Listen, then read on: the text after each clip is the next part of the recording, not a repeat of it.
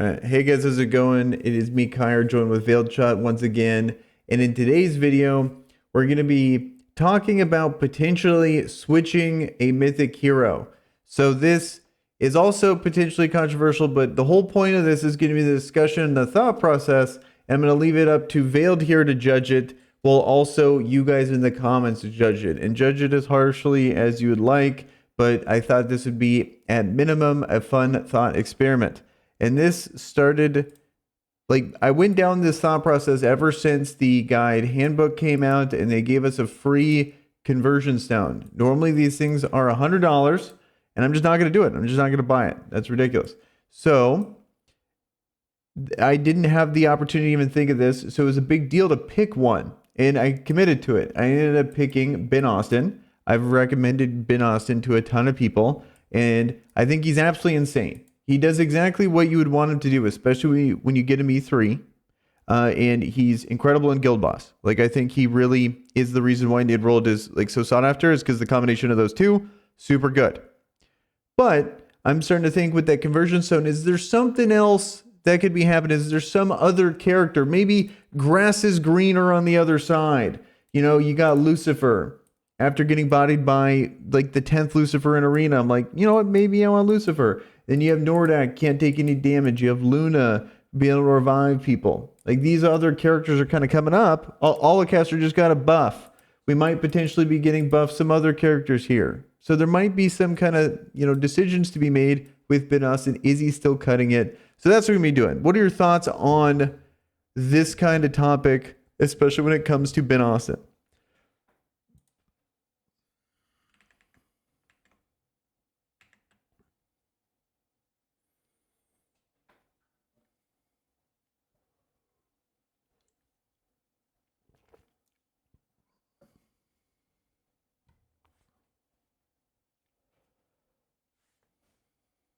Oh no.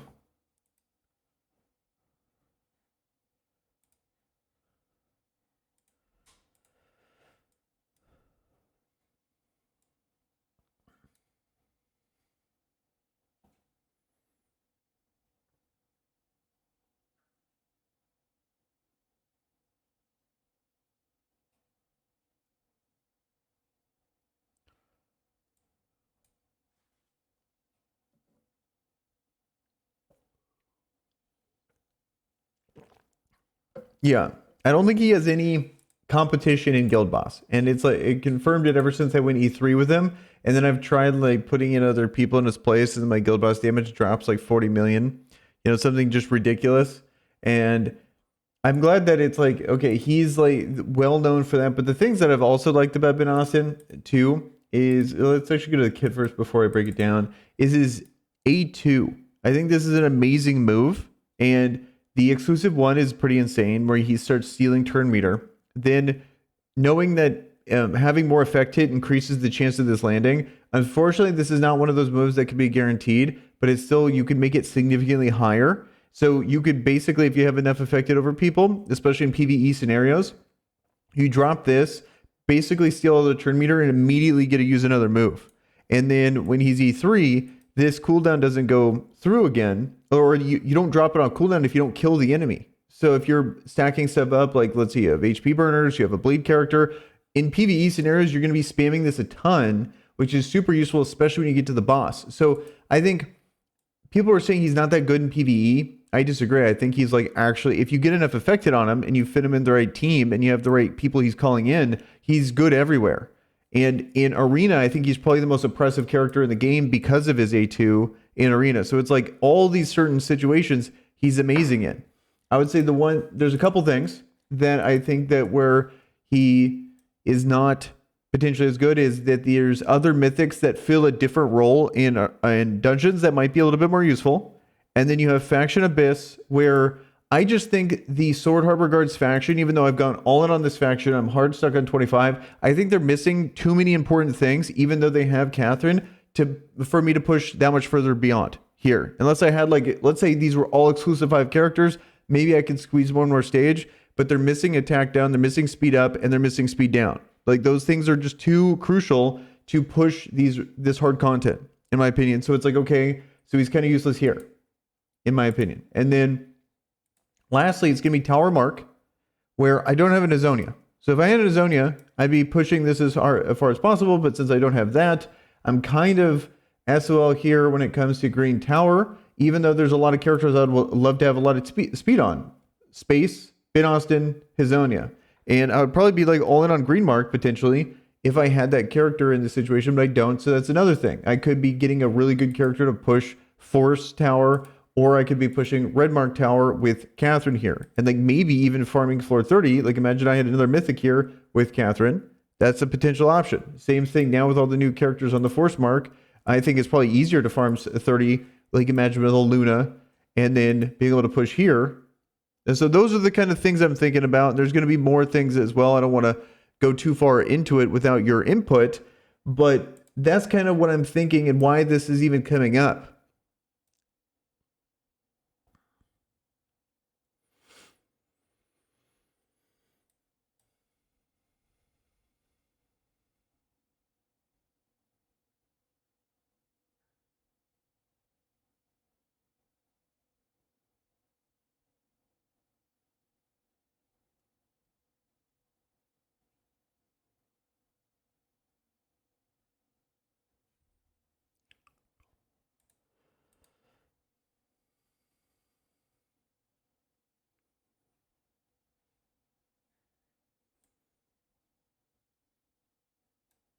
Mm-hmm.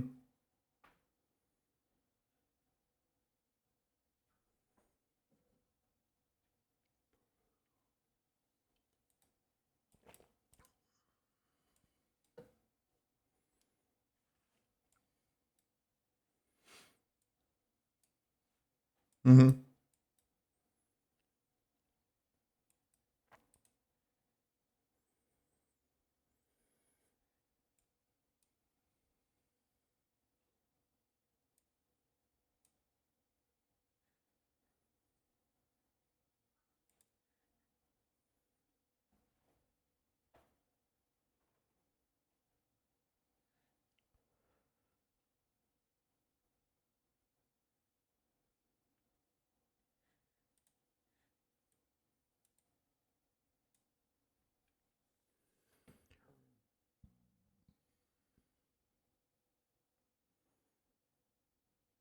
Uh-huh.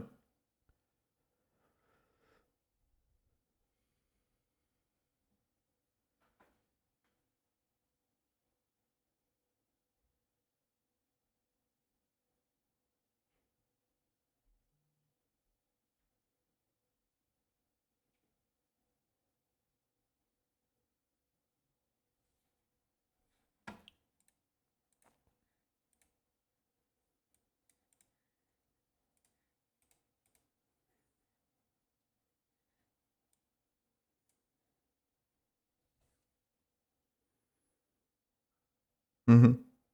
Well, that was one of the points I wrote down. That was one of the points about pushing Gwyneth because, like you're saying about the stat requirements for Ben and what we're realizing with Effect Hit, I'm thinking Gwyneth might be taking over as one of the most important dungeons.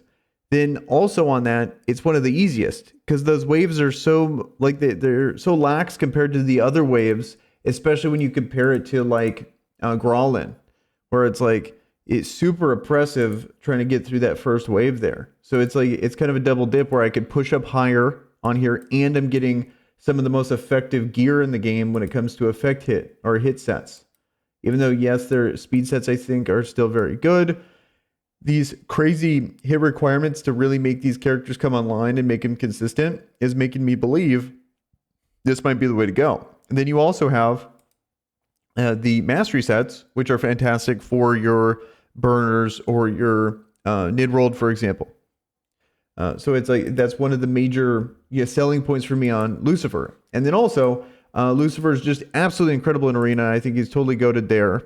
And potentially might be even getting a little better because of Pollen in the game. So then he's kind of countering, you're not seeing as many Naseels in here. So I think he's going to be kind of going unchecked. But also you could argue that he's a little worse because his stealth is getting cleansed off by Pollens. So you can argue both ways when it comes to Lucifer. But I really think he's easily one of the best at doing those things.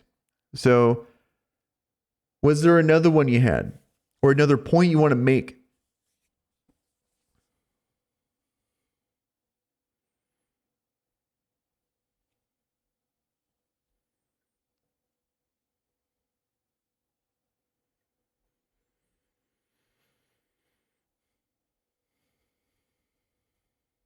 Yep.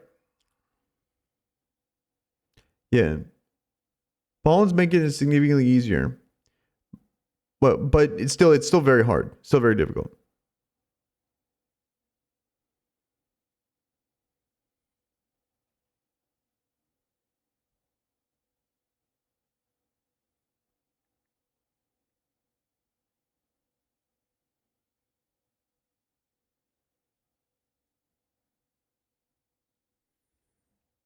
Mm-hmm.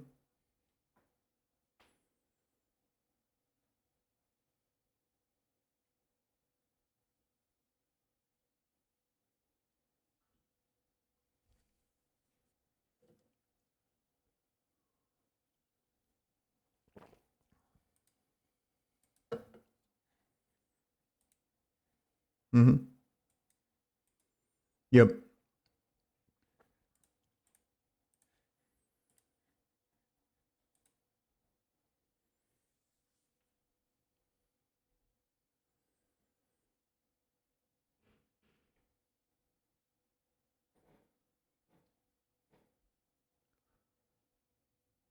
Oh, you're going to spice. Okay. Well, I'm curious what your spicy version is because I had one more as well.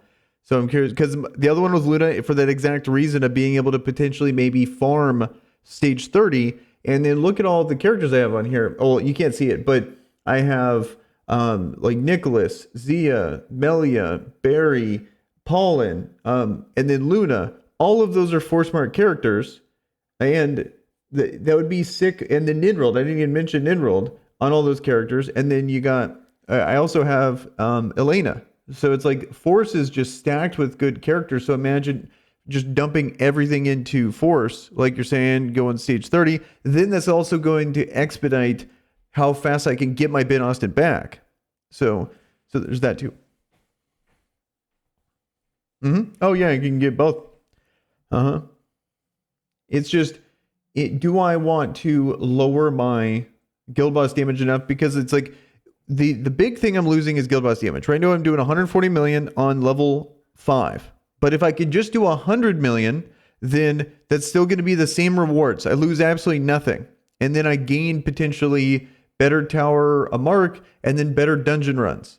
The only drawback potentially is if I want to try to push 200, it's literally impossible now without Ben Austin. So it's just not going to happen. But potentially, I could. I have Dragon Eyes. I could be like maybe I get my nid rolled up, and then I could actually maybe push for 200 million. And so I'm losing out that potential extra key. Like thinking about it, talking about it, even if I could do that, and that's a big maybe. I think it's still better for me to potentially switch to another character. Yeah, in my opinion, I think there's other rewards on the table that might be worth it, in my opinion. But I'm curious. So that was my whole idea there. But I'm curious about what your spicy take is. Unless you have something to say to that, then we can save the spicy take for a little bit.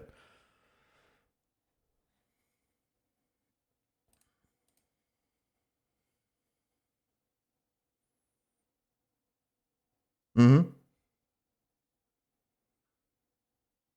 Sounds about right. Yep.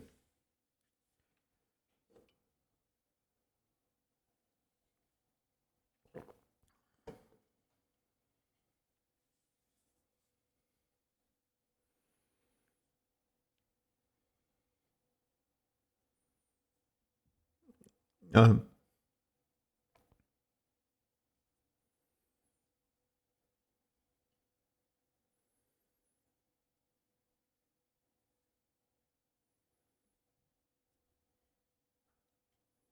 Uh-huh.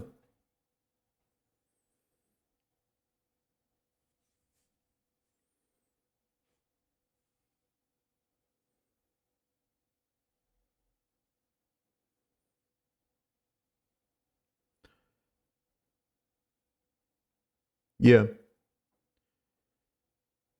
Yeah. They have. Yeah, crazy. Yeah. The big comp I'm seeing right now is like Sternik, E3 Benassian, or and above, and then a Nicholas, and then they have a Nidrold, and usually it's like Nidrold Hazania, Nidrold Melia, Nidrold Lucifer. That's like the big guild boss comp right now that seems to be having the most success when it comes to Guild Boss 6. Is it from all the screenshots I've been seeing? But usually they have like high exclusives. Obviously, spent money because they have a very high Nicholas. So if you don't have something similar or along those lines, it's like good luck with Guild Boss 6.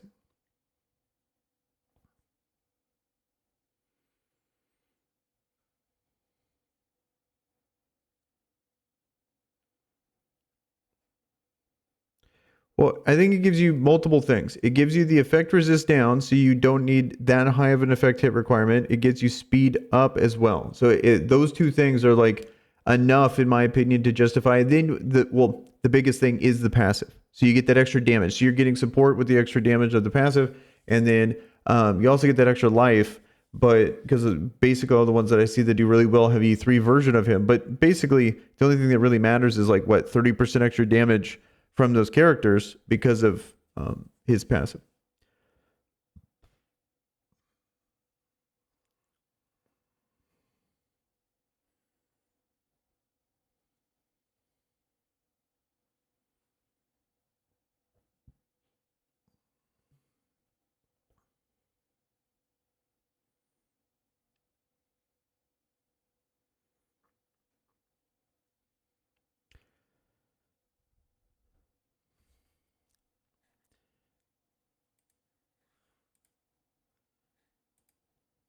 Yeah, you're right.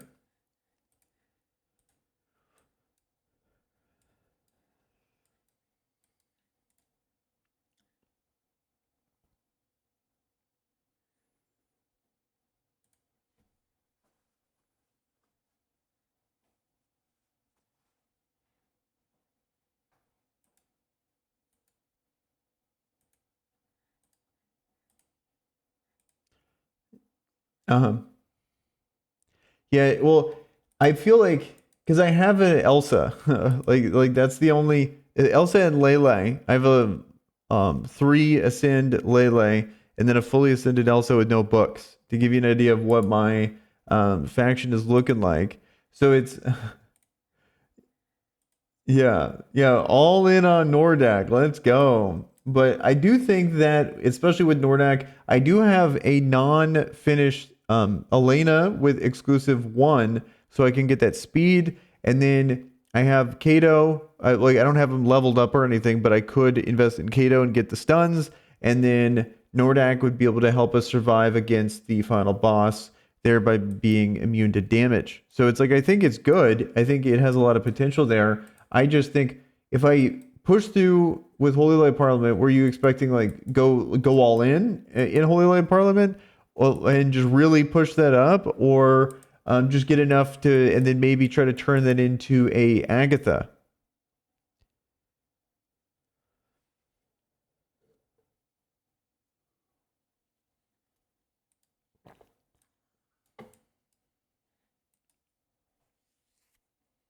Mm-hmm.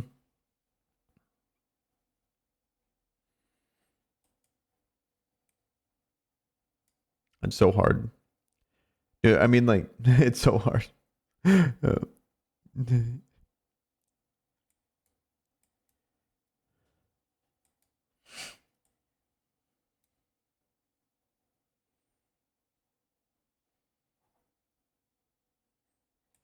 Yeah, I think I can do that already. If I really focused in on it, because I was I spent a lot of time yesterday looking into this because I have 60 in Dragon Tribe, 72 in Sword Harbor, 44 in Doom Legion, 56 in Wizards, and then everything else is like either 30s or 12s to give you an idea.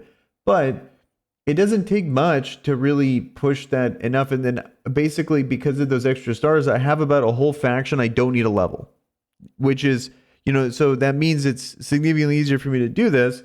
And then right now I'm at 366. I just need to put some effort into it. And then maybe I can get 1 copy of Agatha. Maybe. But yeah, Yeah, and then it moved the needle zero, and then she's cool, and for content, I want to get her, but do I want to get like if I was just let's say no videos ever came out, all I care about is the most efficient thing.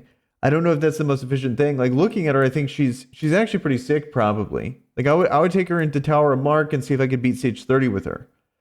Would be my goal. I don't know if she really does anything, but she'd be like that kind of fifth slot. I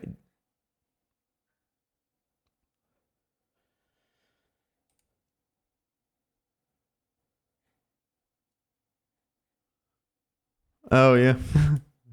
uh,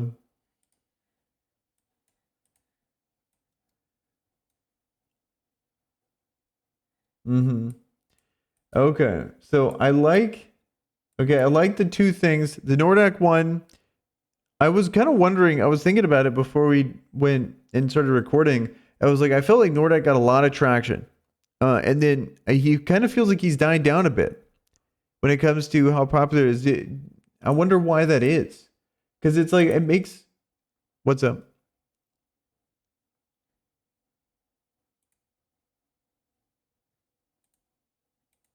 Yeah.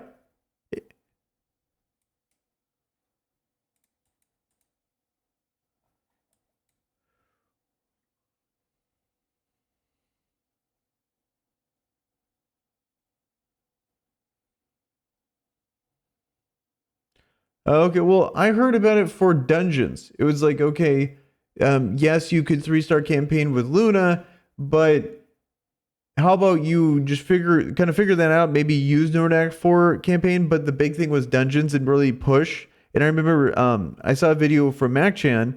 He was like a raid content creator. He came over and he was doing like I'm talking like multiple months ago. He was pushing stage 30s in dungeons, and he went Nordak as his character. So it's like, but ever since then, you would think that everyone kind of went Nordak, but it seems like what people ended up doing is just screw Nordak. They all went Ben Austin.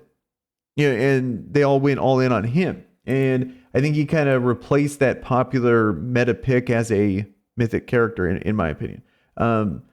But you would think that there's some people it's like, okay, yeah, you guys are well, because we were just finishing talking about Clan Boss. The last thing I wanted to say is like, okay, we have Guild Boss 6. We realize how hard it is to do Guild Boss 6. What if we focus on and build a foundation of being able to push with another character like Luna or Nordak these dungeons? Or Lucifer to push these dungeons to actually get good enough gear to even attempt it. Because if we're right now, as we're looking at it, maybe our gear just sucks so much that it's like, okay, it's just not going to happen anyway. Even if we have the Benos and we just die by round 10.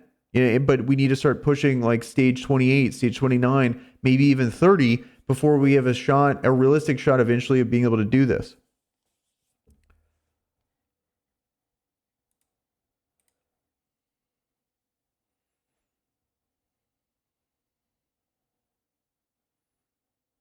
Mm-hmm.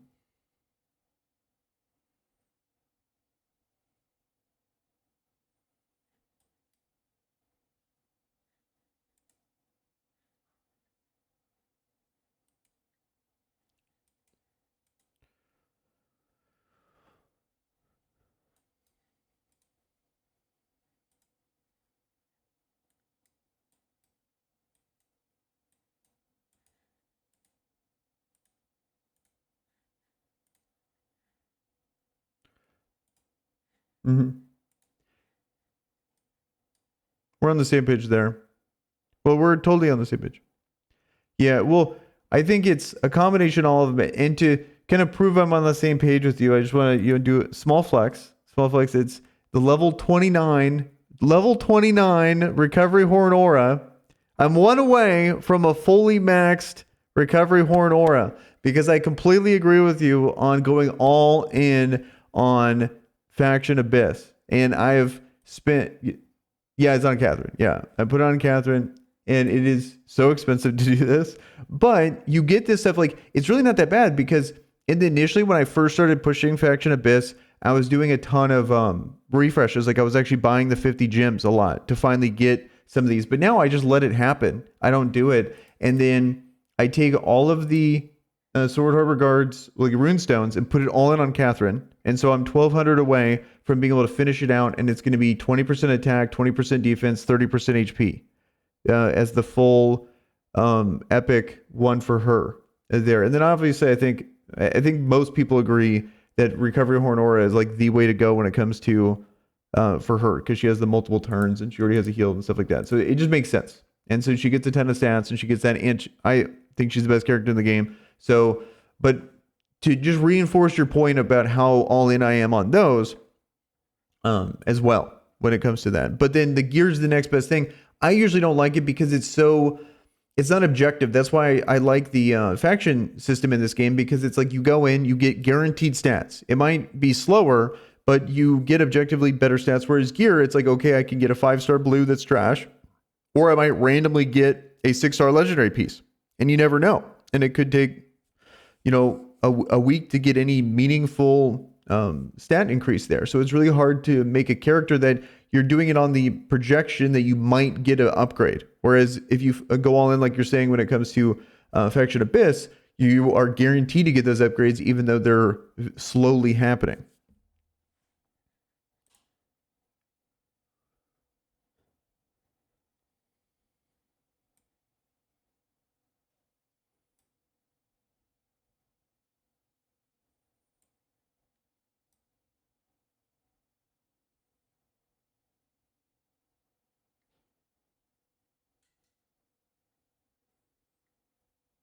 Mm-hmm.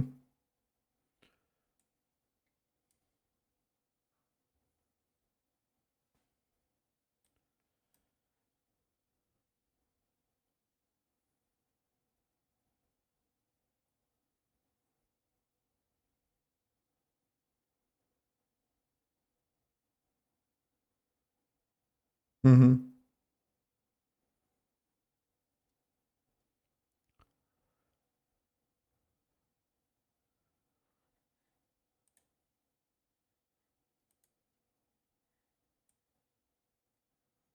Uh-huh.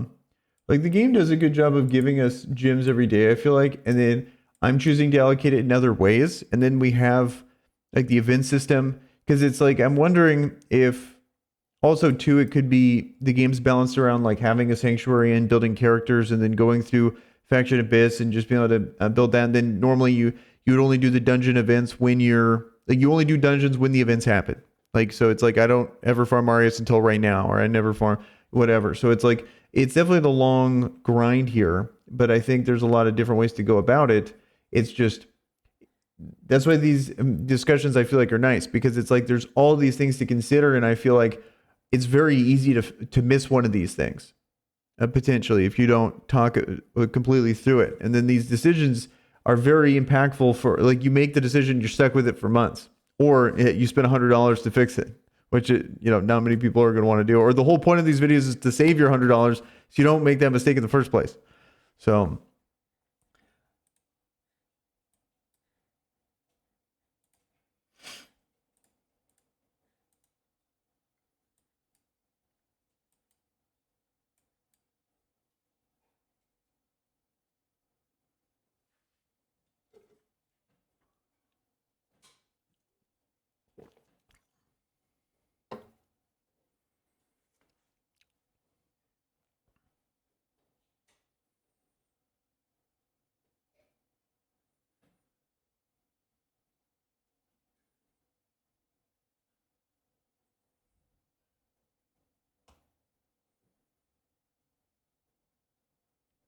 Mm-hmm.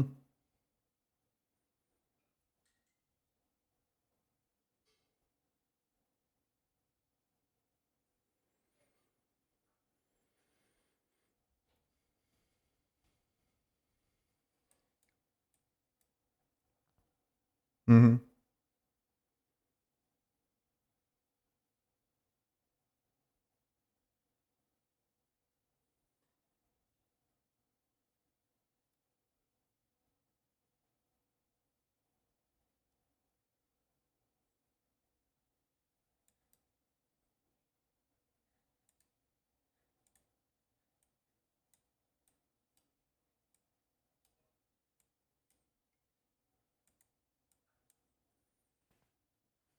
Mm-hmm.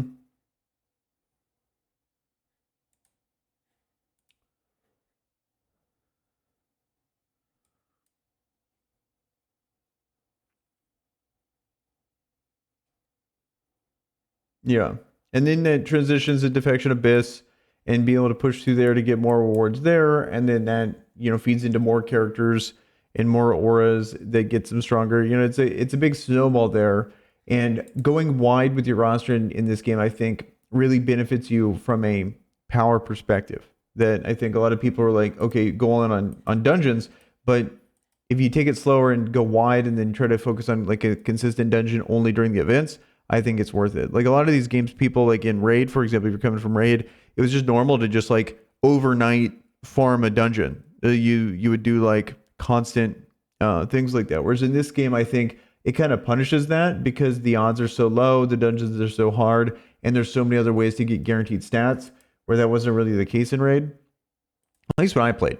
So that's another thing too to think about. But all of this to say, all these things you need to consider when it comes to something like this, when it comes to moving to a new mythic character. Because like this wasn't even a topic of consideration until they did the whole handbook, and then people got to settle into their mythic, and then they got to decide the pros and cons. Like there's a lot of decisions to be made here, and I hope that this kind of discussion is helping people kind of think about this or think about their process, maybe even when they're deciding to make their first mythic, not like getting a mythic and then making this choice kind of thing.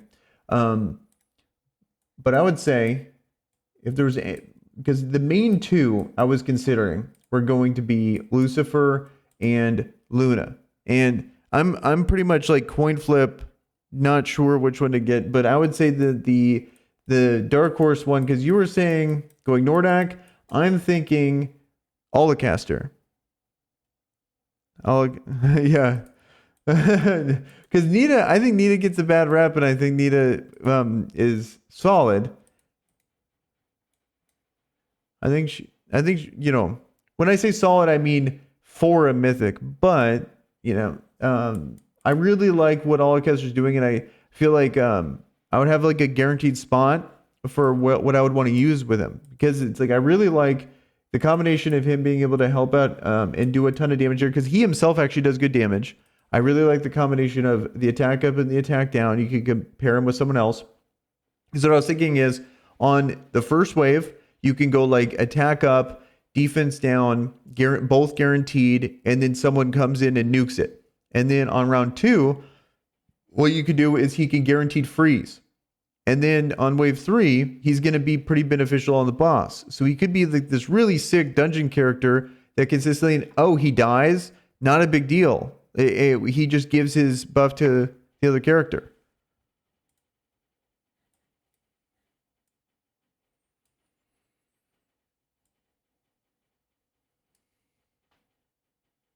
Mm-hmm.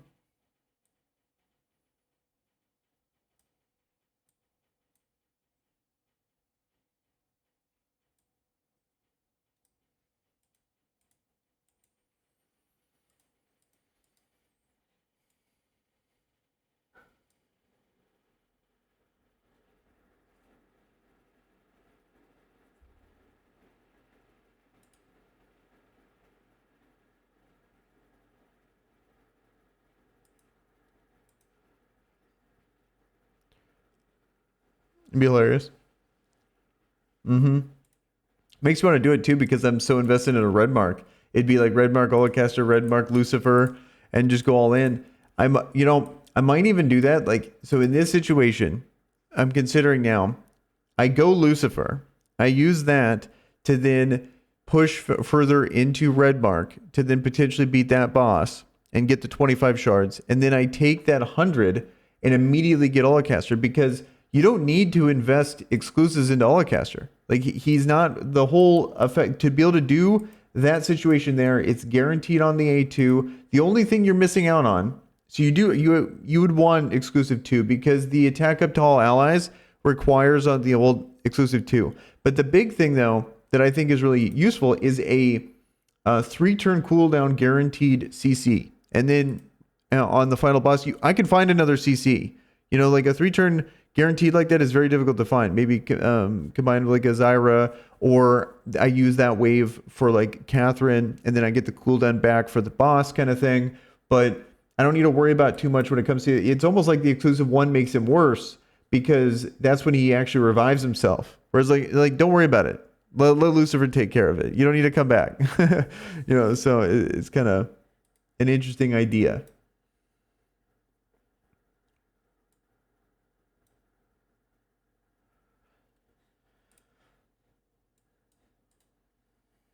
Mm-hmm.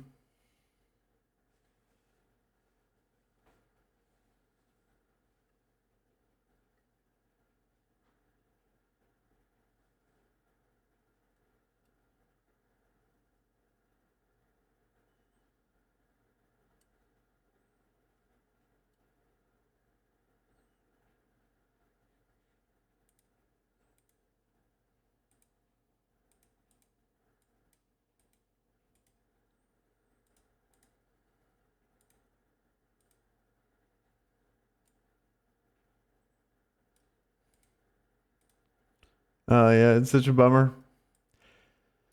She has been replaced.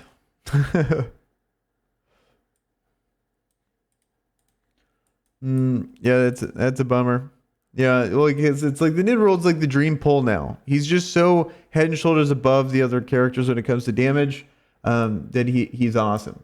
Um, then the last thing just to close out would be going the Luna route, be able to push dungeons better. But then main thing would be pushing through the force mark here and being able to go all in and try to do the same thing, but with Luna instead of that. But then the main thing here would be the reason why I'm not as excited about it is because of just how much I have invested in the red mark versus force mark. So red mark, I have like 30 speed on both, 20 attack on both, almost 20 attack and crit.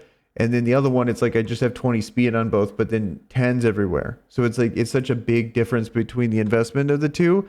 And then there's all these benefits of Lucifer and stuff that I would want to have. And then all the caster seems really cool. So imagine I just go like only focus on red mark characters and then have like a fully stacked red mark and then make the best characters all red, you know? Could work out, but then Nidrold is so good that I'm missing out on Nidrold stats. So it's like both of these. It's like I feel like I'm just split down the middle on exactly what to do. Because the Luna thing is not as sexy as that, but I think it might be smartest because then I get all that. I get the 25. I get Nidrold fully statted up. I do the exact same thing, but I make Nidrold my main character that I put all this into. It makes Barry better, and Barry's my favorite hero so far. He's a lot of fun. So there's all these potential things that I think going all in on force mark would be the quote unquote smarter strategy, you know.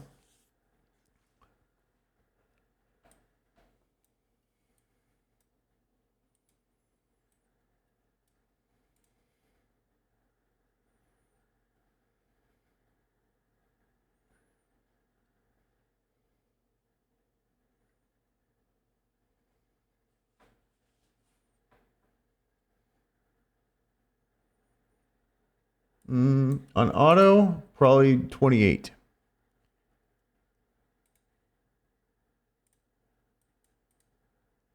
Uh-huh.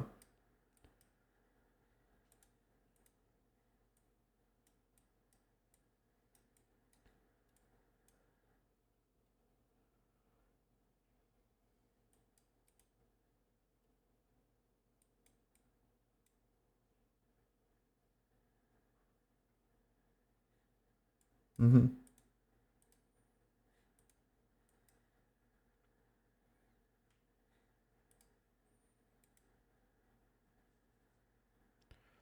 Uh-huh.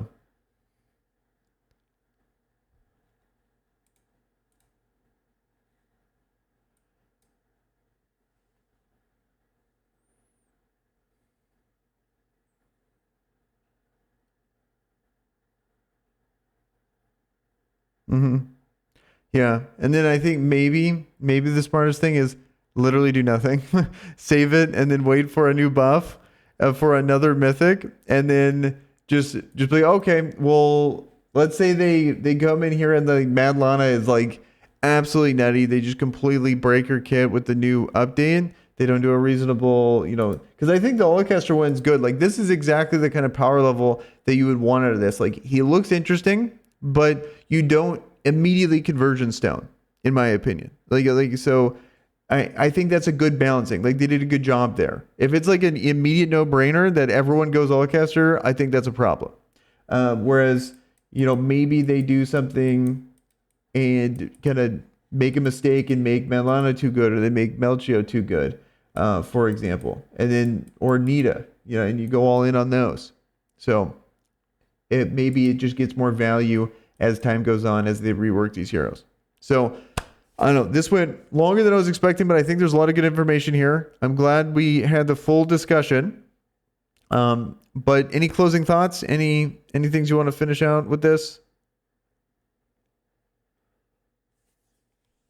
You go, Nina? Okay. Why is that?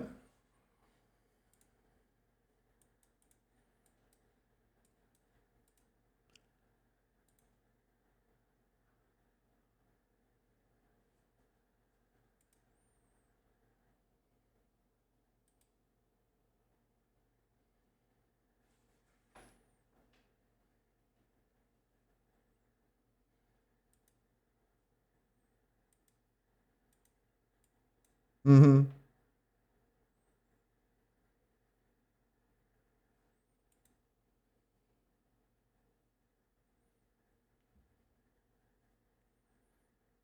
Mm-hmm.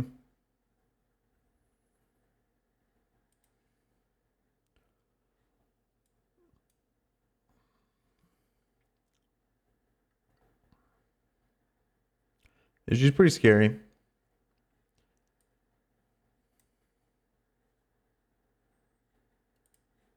Yeah, this is interesting.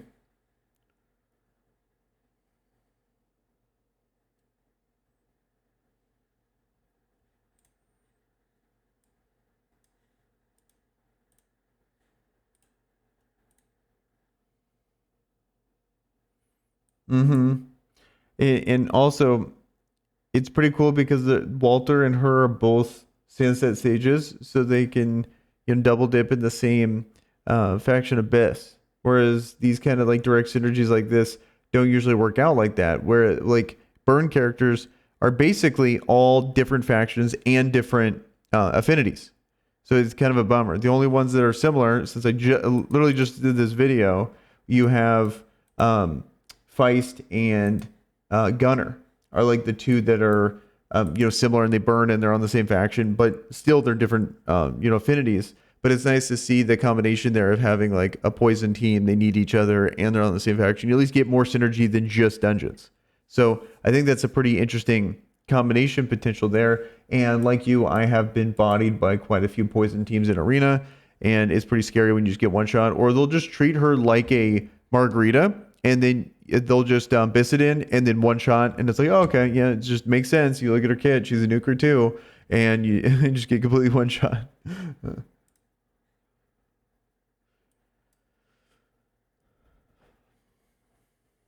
Mm-hmm. Mm-hmm.